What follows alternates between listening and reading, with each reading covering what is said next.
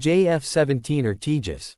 Looks like neither was considered a good choice for Argentina. Argentine President Alberto Fernandez has said the country is not going to purchase any military aircraft for the time being, pulling the plug on a fighter jet tender that pitted the Chinese-Pakistani JF-17 Thunder against India's HAL Tejas and the US-made F-16. Argentina has to allocate its resources to more important things than the purchase of military aircraft. We are in a very unequal continent, but there are no war problems and unity among countries is sought, Fernandez said in a video interview to Featuring. The excerpt with the quote has since been reposted by Fernandez's Twitter account.